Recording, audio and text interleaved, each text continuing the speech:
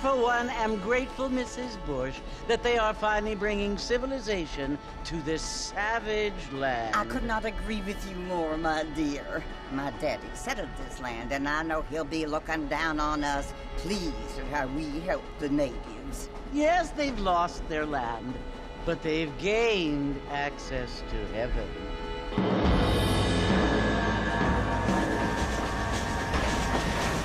But Father, do you mean unless an innocent receives communion, they're destined to go to hell?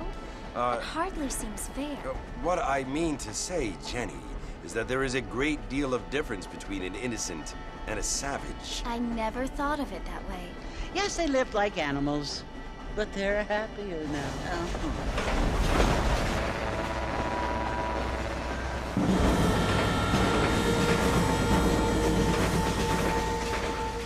Not only do people now have motor cars, Father, but I heard that pretty soon we will be able to fly. No, only angels can fly, Jenny. No, apparently people can fly. Didn't you hear? Out in Kansas, a man even got a car to fly. I hardly think so, Jenny.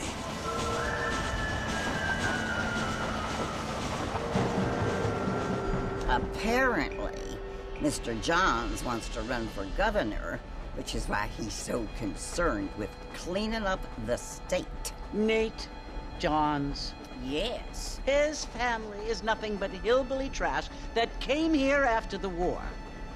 I don't want to be judgmental, but this state should not be ruled by such a disgusting family. A family without class. Apparently.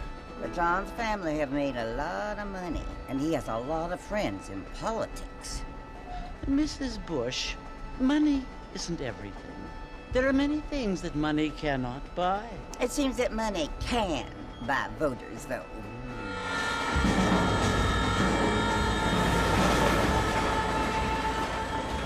What you must remember, my dear, is that we have been brought here to spread the word. And the word and civilization, they are the same thing. They are the gifts. It is the opportunity we have, the chance to live among people who are decent and who do not kill each other, and who let you worship in peace. It's so confusing, Father.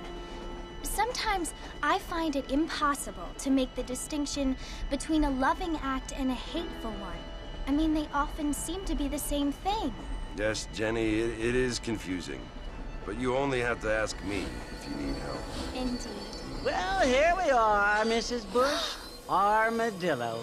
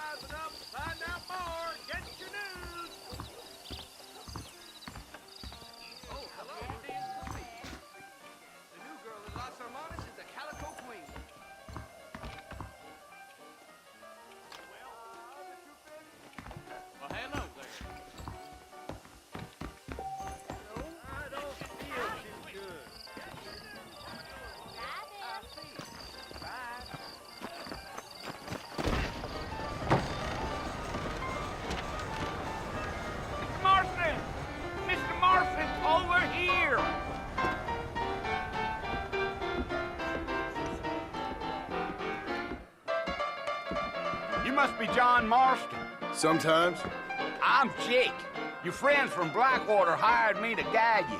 They ain't my friends, but pleased to meet you, Jake. I got the horses saddled up and ready out front.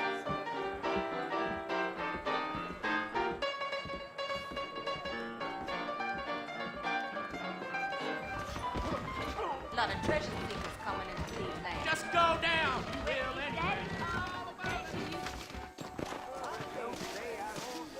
Hello there. All righty, Mr. Marston, let's get it. I ain't so sure about that. Take it easy until we're out of town. Ain't no point in causing a ruckus. Oh, no. Come! Things aren't what they were.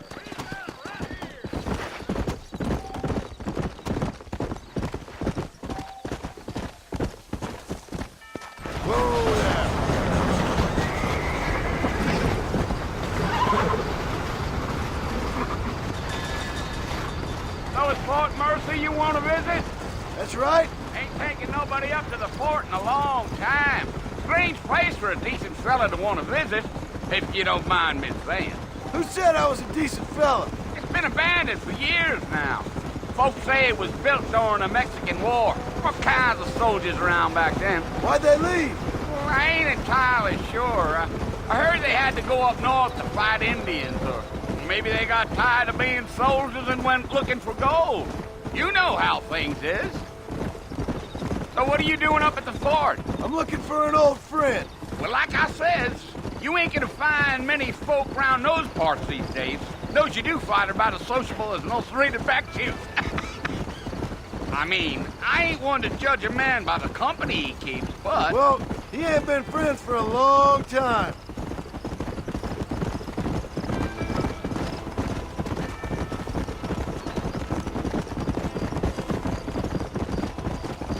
Are you planning on spending any time in Armadillo, Mr. Marston? I doubt it. I ain't planning on staying very long. Well, if you're fixing for some female company, you can do a lot worse than Armadillo. Fine as cream gravy they are. Not like Thieves' Landing. Dang, those girls ain't even fit for a drinking man to hole up with. I'm a married man, I'm afraid. Ain't we all?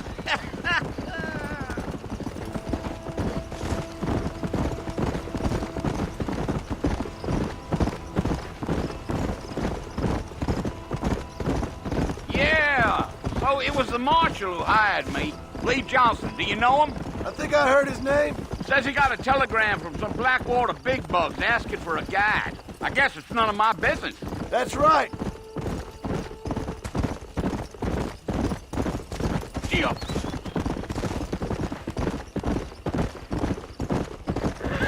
You ain't very talkative, are you? Nope. I'm just chewing the dog, mister. That's how I am. I don't mean nothing by it.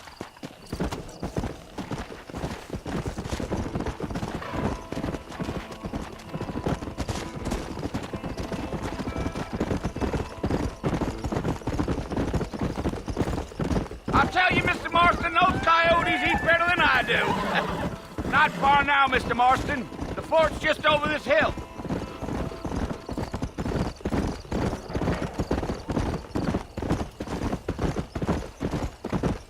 Whoa there. Easy. Listen, mister.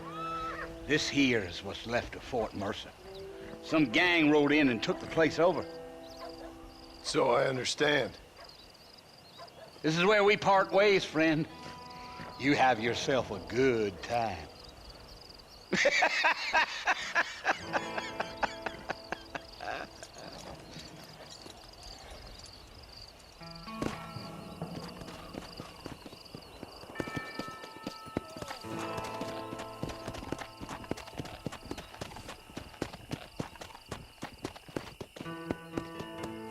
Come on.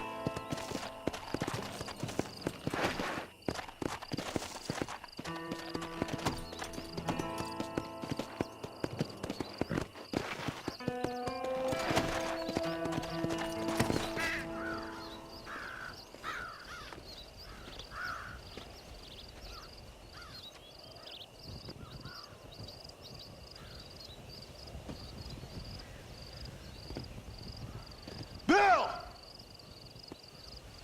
Bill, I've come for you! Bill Williamson! Come out here right now! Go away now, John. Don't make me kill you. Nobody needs to kill anyone, Bill. You must think I was born yesterday. You always did think I was an idiot. That ain't fair, Bill. You were as my brother. I've come to try to save you. Oh. Do I look like I need saving? Bill, please. They want to kill us all. I can help you. Well, you never tried to save me before. You only seemed to save yourself. Bill, I implore you think about this. You implore me? You implore me. You always were one for fancy words. Oh. Well, things are different now, John. Now I'm in charge! No more Dutch! And no more you. Implores. I implores you to go back and tell them to send someone just a little bit more impressive next time. Well? Oh. Poor John.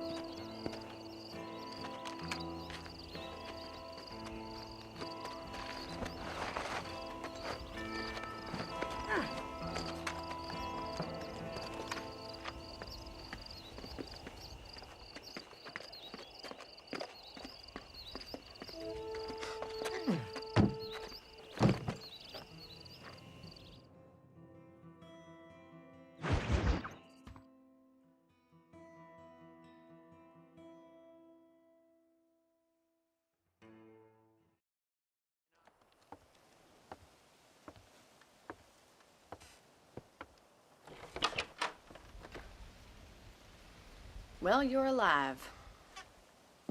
So it would seem. So, how do you feel? I don't know the polite word for it. I do. Stupid is the word we use around here. What were you doing? I was doing something stupid. Well, you'll be okay.